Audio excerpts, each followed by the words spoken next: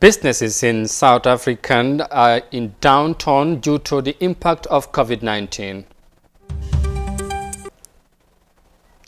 In Gambia, a non-government organization has joined the fray to monitor movement of funds meant for the coronavirus. In West Africa, Nigerians have warned their government against extending the country's lockdown.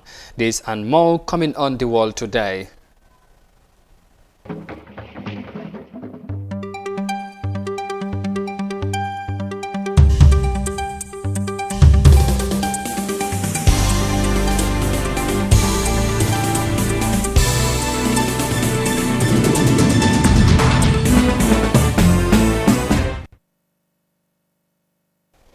Hello, this is iAfrica TV and you're watching the World Today News Bulletin. I am Amadou Kante and now the news in detail. Gambia participates in non-governmental organization has added the COVID-19 funding into its routine checks for standard financial management with force reports delivered next week. Key among the context of their research, as hinted by the organization executive director, is lack of suitable measures for the country to cope the COVID-19 crisis. Despite the pledge by those entrusted with the funds that every amount will judiciously be used, the young researchers are of the view that not much has been done in the transparency manner. For more details of that in this report. Outbreak of the COVID-19 compelled the government of the Gambia to immediately commit $500 million to support efforts to contain the spread of the virus. This effort is being supported by the country's private sector, mainly through the Chamber of Commerce. As a result of public desire for transparency, the watchword has been followed the money, a call that had been emphasized even by members of the National Assembly. The civil society organizations, the media, to put their eyes on these monies and monitor them very well. And I'll also urge even people who are within the spending committees of government to serve as whistleblowers should there be any element of corruption, should there be any element of diversion of funds into other sectors that it is not meant for. These monies are meant to save us. Gambia Participates, a non-government organization, is due to release a report of finding into management of funds from bilateral and multilateral partners to the government of the Gambia. Under its fellow, the Money Project, the activists have covered aspects of the country's response to the fight against COVID-19. Executive Director of the organizations hinted iAfrica that all is not well in terms of money management. We took the risk, although there is a social distancing regulation that people should stay at home, but we could not. The reason why we can't stay home is because the money that are coming in, we've seen what happened in the Ebola period, how money were embezzled. So we decided to go out and then get our facts right. So the investigation that we are not investigative journalists, but we are an accountability organization that serve as a watchdog to the government, and so they put their they take the right steps. So we use online tracking and on-site tracking. So we interview stakeholders and then also use technical filming equipments to document what is actually on the ground. The Minister of Finance announced last week that $21.3 million has landed into the central bank as a rapid credit facility from the International Monetary Fund, while $10 million from the central bank is being arranged for procurement of medical items. What is spent so far? The explanation of the country's Accountant General, Modulamin Ba, include payment for quarantine centers, trainings and allowance for health workers. In terms of actual expenditure, we spending the $60 million. The $100 million is relating to some procurement that is currently ongoing, is not yet concluded. So therefore it is set aside and not yet paid out. Because that is pending the completion of the procurement process, then the 100 million would be disbursed. But it is released to us as the paymaster but we have not disbursed it out. So the other areas we have spent the 60 million include allowances for the health workers, travel expenses. However, the research by Gambia participants suggests that a lot of money might have gone through a different channel. So we have been conducting research on the ground, going to different parts of the country to ascertain if actually these identified treatment centers, because there are 12 identified treatment centers in the country, and one of them is Soma Health Facility, Basse, and then that of Bansang. So we visited these health facilities, and then we conducted a research, which I think the reports will be out by next week. And then we have discovered a lot of issues that made me believe that the country is ill prepared to respond to this pandemic. It is in the belief of Gambia participants that all funds meant for the fight against COVID-19 must be coordinated in a single account to prevent possibilities of institutionalized form of corruption. Reporting for Africa News, I am Amadou Kante. And from that report there, next we head to Nigeria, because the Nigerian government has been worried about the impact of COVID-19 on the country's economy and has decided to ease certain restrictions to allow movement of people and for business purposes. Health authorities have advised government to extend the lockdown as the number of coronavirus cases continues to increase, but that did not go down well with residents in the capital, Abuja. Many of the citizens are largely affected by the impact of COVID-19. For more details of that, here is this report. Movement restrictions in Nigeria's capital, Abuja.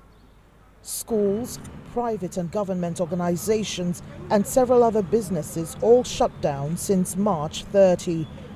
Movement's been restricted to only essential service workers.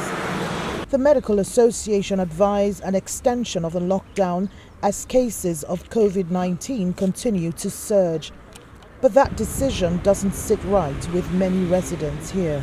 I think it will curb it, but the way things are going, that everybody is a government of his own, providing water for themselves, electricity and food. My brother, it's not easy. Some people decide and prefer to die in the hands of COVID-19 than remain indoors and die there. Nigeria have lost a lot. Individuals have lost a lot. How do you expect a common man to feed his family for this lockdown? So to me, I don't see anything extend, or the economic of the country is shaking. We are not heading anywhere if we continue. A large number of residents in the affected cities are daily wage earners whose source of livelihood have been completely cut off. Many are yet to access government palliatives designed to cushion the hard times of the lockdown. Now we have been hearing about palliative, and a lot of persons are not benefiting from it. And this lockdown, a lot of hungers. If we decided to extend this time, I think this might lead to death, because hunger kills more than this virus. Government, worried about the impact of the lockdown on the nation's economy, has now decided to relax measures by the 4th of May. Selected businesses would be open between the hours of 8 a.m. and 6 p.m. And an 8 p.m. to 6 a.m. curfew would be in place. But the ban on interstate travels, social and religious gatherings still stands. Nigerians, they are warning the government not to extend the country's lockdown as they are feeling the pinch of the impact. Now, from that, we head to U.S. and, of course, report on Donald Trump, because U.S. President Donald Trump has once again criticized the World Health Organization, alleging that the World Health governing body might be working in the interest of China. Speaking at the White House alongside Louisiana Governor John Bel Edwards on Wednesday, President Trump said that the WHO misled the U.S. but instead became a pipe organ for China. He threatened that his government would soon issue a recommendation on both the WHO and China, and that the U.S. will consider suspending funding for the WHO. We're not happy about it, and we are by far the largest contributor to WHO, World Health, and they misled us. I don't know. They must have known more than they knew. because they came after what other people knew that weren't even involved. We knew things that they didn't know, and either they didn't know or they didn't tell us, or right now they're literally a pipe organ for China. That's the way I view it. We're seeing and we're looking and we're watching, and again, we give $500 million. We have over the years from 400 to 500 for a long time, for many years, and China is giving $38 million, and yet they seem to work for China. And they should have been in there early. They should have known what was going on, and they should have been able to stop it. You talk about stopping the spread or stopping the embers. That could have been stopped there. U.S. President Donald Trump speaking there. And from that piece, we come back home because the Gambia's Minister of Health has seen the need to reinforce surveillance along all border posts as the country records another imported case of the coronavirus. Confirmed case on Wednesday brings a total in the Gambia to 11 as since March. 2 are undergoing treatment after 8 have been discharged after confirmation of full recovery. For details of that, we go with this report. The coronavirus has tested positive on a Senegal national who recently traveled into the Gambia, bringing the total number of confirmed cases of the coronavirus since March 17 to 11. This is the first time a case of the COVID-19 is being imported from the neighboring Senegal, where 993 cases have been confirmed. 4 contacts of the latest case are among a batch of 10 people admitted for quarantine. Confirmed COVID-19 case has been reported.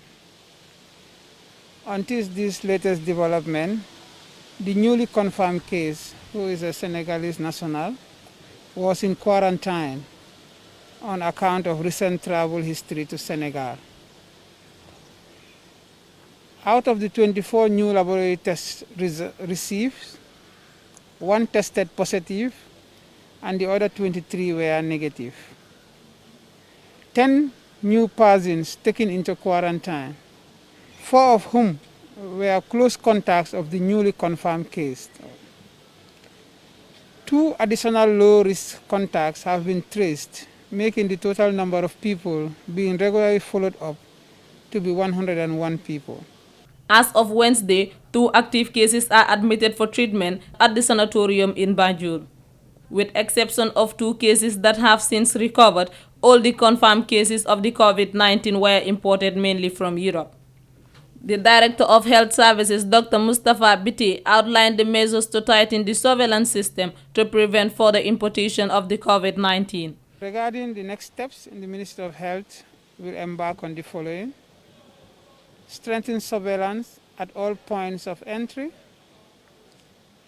expedite procurement of fuel for response activities, voluntary testing of all patients with respiratory symptoms at all health facilities, engage private pharmacists to report clients presenting with flu-like symptoms to the rapid response teams, finalize SOPs on community engagement and social mobilization for social and behavioral change approaches on COVID-19. Minister of Health and the Risk Communication Team Committee to work with municipalities on community engagement. Strengthen rapid response teams and contact tracing teams at all regions. Establish isolation centers in all major health facilities and hospitals. Deploy newly hired health personnel to their duty stations. And enforcement of state of public emergency regulations in their amended forms. The Ministry of Health renews its appeal to communities along the borderline to be more vigilant and report cases of informal entries to the Gambia. Meanwhile, the 1025 toll-free line is active enough for communication with health workers on matters of the COVID-19. For iAfrica News, I am Absegay. And from the report on the situation of the coronavirus in the Gambia, and of course on plans how to deal with imported or to avoid further imported cases in the Gambia, we will now take a break and come back shortly with the remaining of the story. Stay with us, we'll be right back.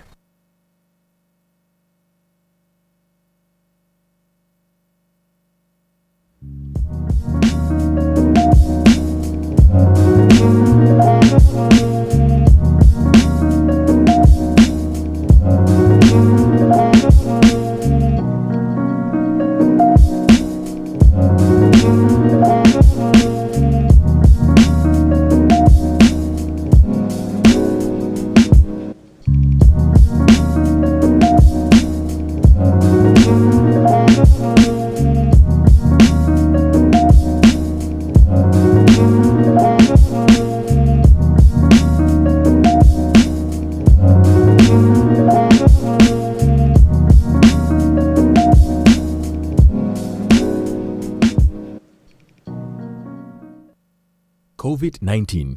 Leave no one behind. Coronaviruses are a large family of viruses that cause illness, ranging from the common cold to more severe lung diseases. COVID-19 is the most recently discovered disease caused by coronavirus. As we fight this pandemic, we must be kind by supporting others. COVID-19 is not specific to any sex, gender, race, nationality, or skin color. So, let us not stigmatize or discriminate against anyone or certain groups.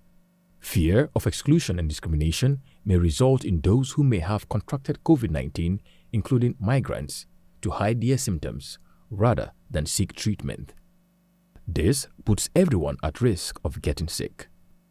In many contexts, people who migrate to work, study, or join their families are key players in nation building, including combating COVID-19. Let us all play our role in challenging misinformation and discrimination against migrants. Be considerate of others' needs and do what you can to help. Encourage others to wash their hands frequently. Avoid touching their face, eyes, mouth, and nose. Practice proper cough etiquette. Avoid public places. Practice social distancing and stay at home if they feel unwell.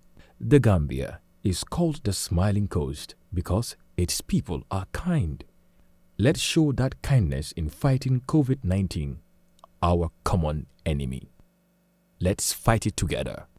For more information, or if you experience any symptoms, dial 1025.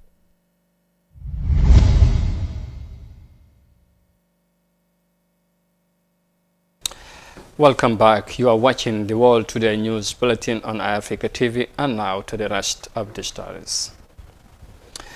In its interim report submitted to government on Wednesday, the Truth, Reconciliation and Reparation Commission, TRC, said it has identified potential mass graves to be excavated in different parts of the country.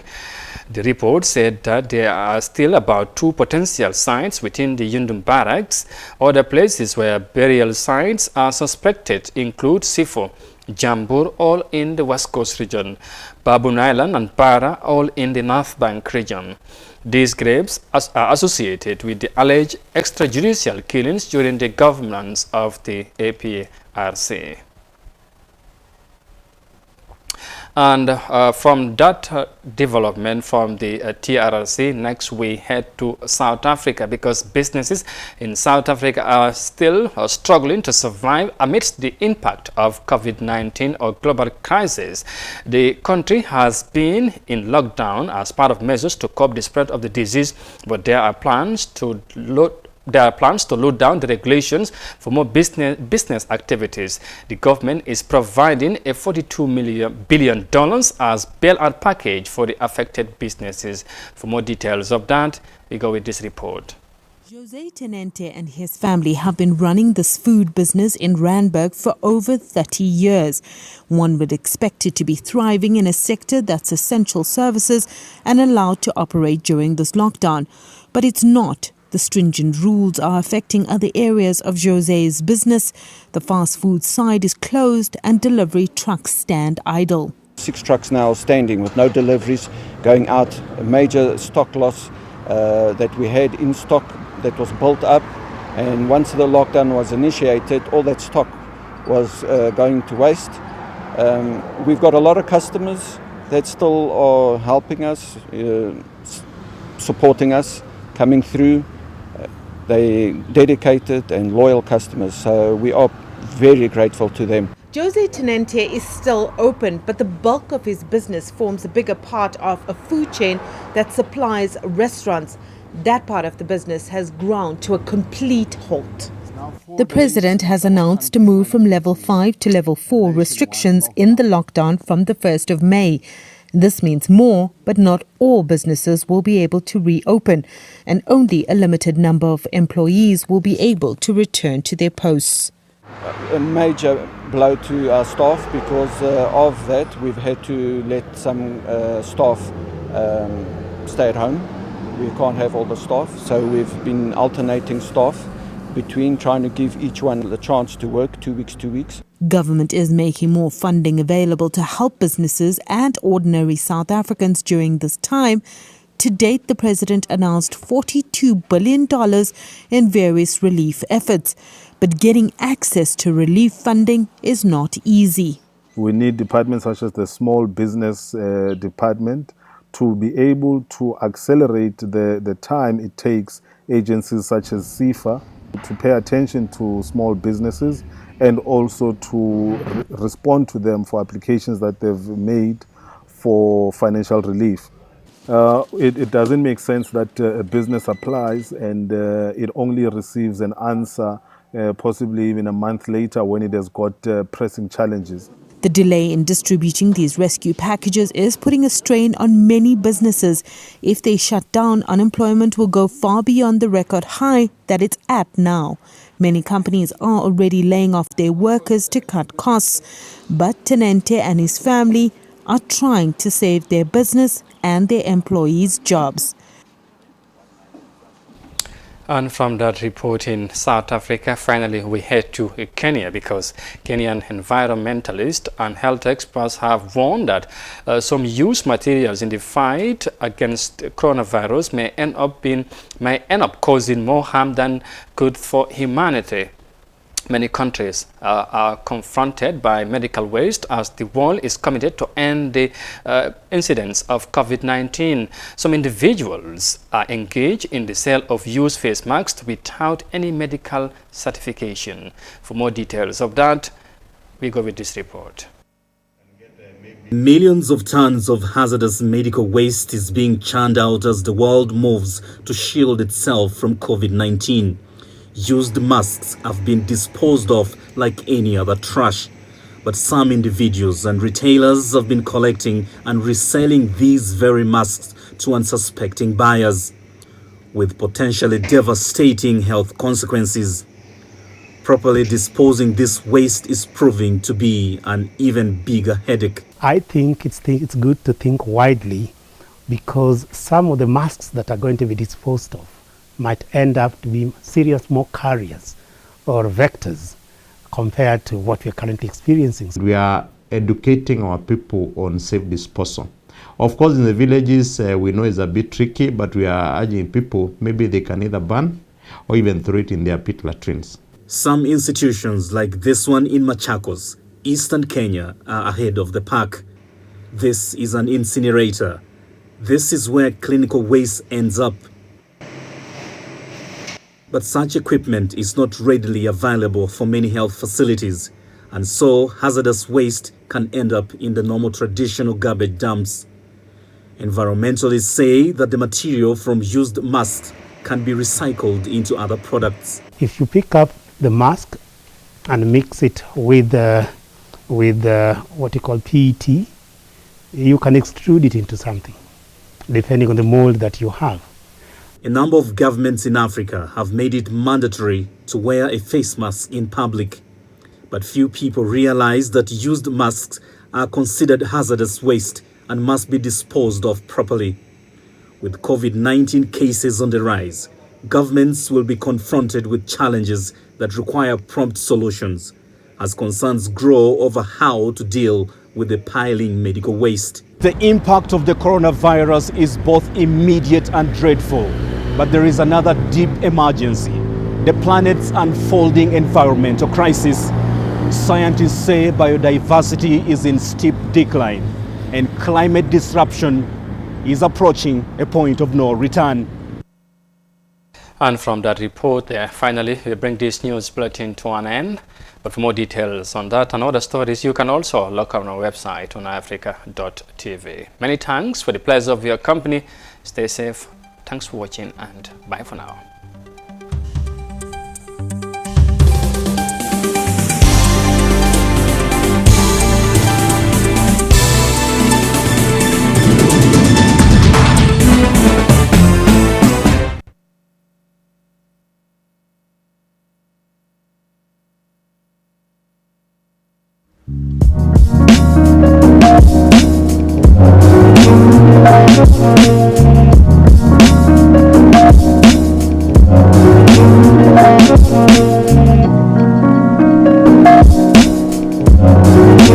Thank you.